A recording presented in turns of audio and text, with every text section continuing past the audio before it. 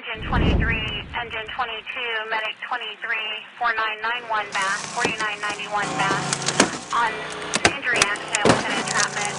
This will be an emergency response at 308. Welcome.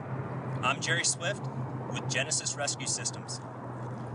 Today we're going to demonstrate the new Kodiak lifting device. A few key points to keep in mind when evaluating a tension buttress system is, first thing, must be easy to deploy. Must be simplistic in design, least amount of moving parts. Makes that 3 a.m. call a lot easier to manage. Must be compact, lightweight, and easy to stow. This Kodiak kit only weighs 63 pounds of high-grade aircraft aluminum. And now with the new lifting kit, it makes rolling and lifting a lot easier. Each strut has a maximum lifting capacity of 5,000 pounds, with the ease of lowering and lifting with one finger. Let's go ahead and take the Kodiak and this new lifting device and let's put it to work. As you can see, we have a car on its side, which is considered a very common lifting scenario. In the event that we have a patient trapped underneath the car, you would utilize your tension buttress and your lifting device to safely lift the car to remove your patient. First step would be, we'd shore up the vehicle to create a safe work area for our rescue personnel.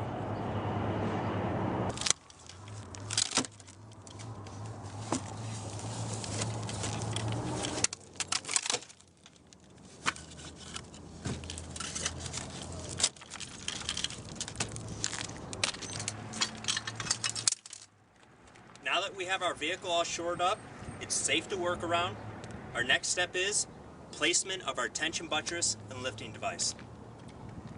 It's very critical at this point you ask yourself one or two questions. Am I supporting weight or am I lifting weight? These things directly correlate together in terms of the angle of the pitch of your tension buttress strut. If you're going to be lifting, you want more of a 75-degree angle because it's still supportive, and when you're lifting, you're not pushing the load onto the other strut, where it's counterproductive. At 75 degrees, you're creating that upward motion to lift the car.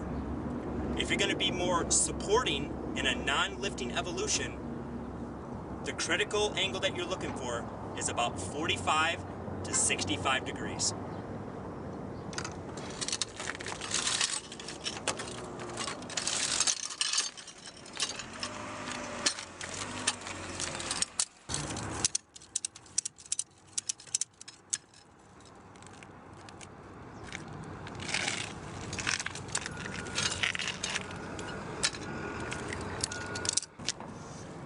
Here we have our finished product. We have our tension buttress with our lifting device all in place. We're at our desired pitch, which is about 75 degrees.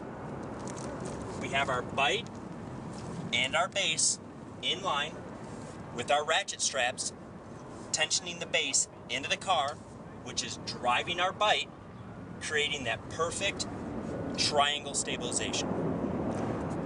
Let's go ahead and go on the other side and get that side done.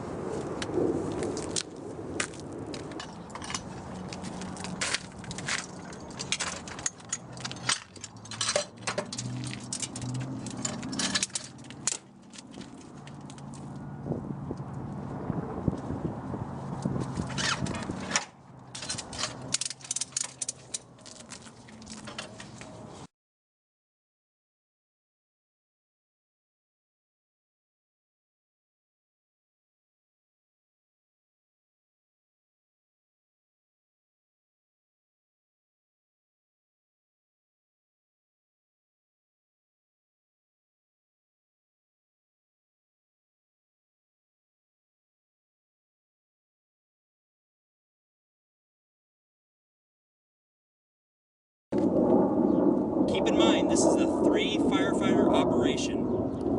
you need dedicated personnel on both struts communicating back and forth about lifting up or lowering down. The third firefighter is walking the scene, doing a 360, watching for any type of load shift, and to make sure that the load is being lifted together, not fighting each other. At any given time, he sees something not safe, he's going to advise, shut the operation down, whether it require more cribbing, more shoring of the vehicle in other places, and then continue the lift. So right now we're going to crank on. Right.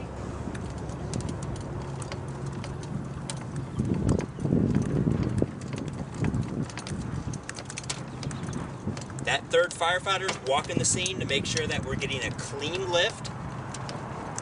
The weight's not shifting. And as you can see, the car's coming up nice and clean. Hardly any resistance on the crank at all with the lifting device.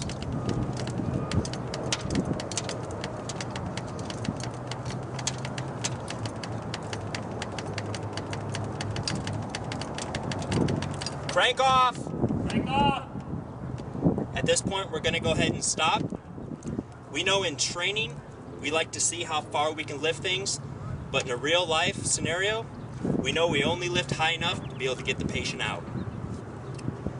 This is where I like to stress that completely suspending a car in midair is unrealistic for any type of rescue operation. Rolling, and some people call it tilting, or lifting the vehicle is, but it's critical to always maintain some type of point of contact between the ground and the car. This helps you keep the weight in line and limits the possibility of it shifting on you. Key point to keep in mind.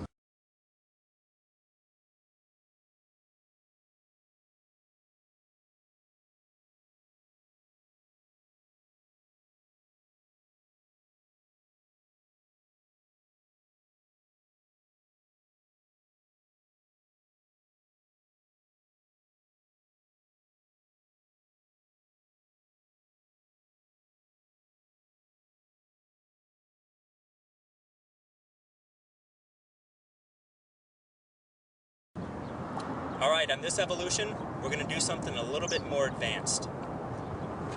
On this, we're going to use a cradling technique along with marrying the two vehicles together to achieve our lift. After we shore up the vehicle to create a safe work zone, now it's time to marry the vehicles together. A couple things to notice. When you have hood on hood contact like you see here, that's sheet metal on sheet metal. A very slippery surface. So along with being a slippery surface, you also have a natural decline, a natural slope, which is very easy for the car. If you were to shift this load, it could fall off the hood of the car.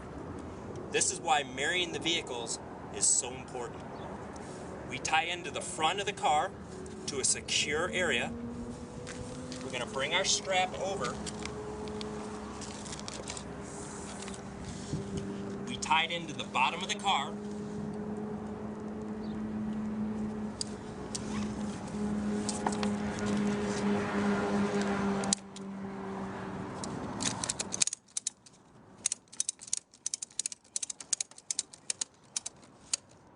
Now if you notice, as I tension the ratchet strap down, it's actually going to pull the car in on top of the hood, the car underneath it. That's what we're looking for. We don't want too little, we don't want too much. We just want to make sure that there's no chance of that front of that vehicle sliding off the front of the car. Always remember, show that your strap is secure.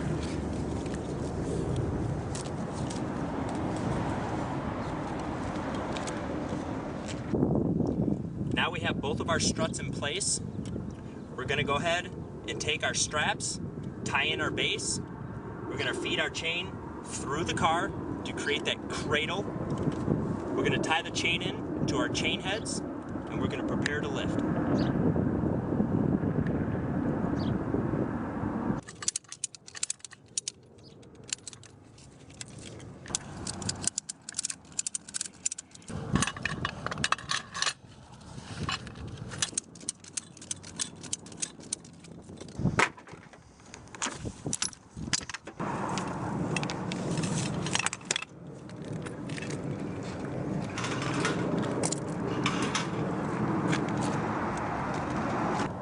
guys have noticed, I haven't secured any of my straps yet.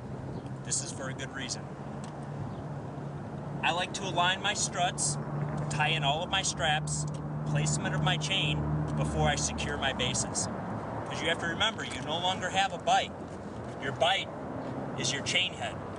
So after you secure your base, then you're able to lift. Now we secured all of our straps. Now we're ready to lift. So I have another fireman on the other side, which is gonna lift in unison with me when I say crank on. I have my third fireman walking around to make sure that my load doesn't shift on me. Crank on! Crank on!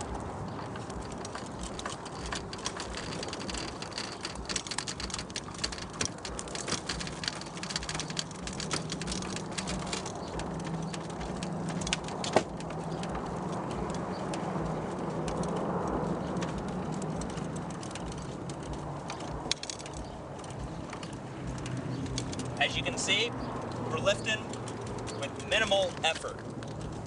You can start to see we already have about 6 inches. We're getting no slide from the front end.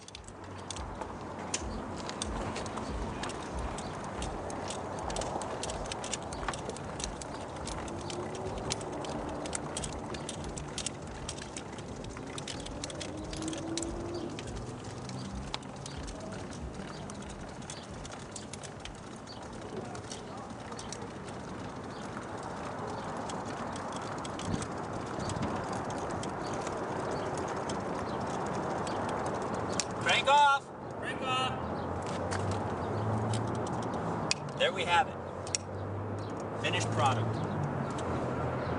We could probably easily get another 3-4 inches, but always remember, you only want to lift high enough to get the patient out. It's easy to deploy. This system is compact, lightweight, and stowable, and now has lifting capability. The Kodiak kit is the most adverse system on the market today. From the Genesis family, we thank you, and we encourage you to check out our website, our Facebook, and our Twitter page for the latest in our products and training. And always remember the cardinal rule: be safe.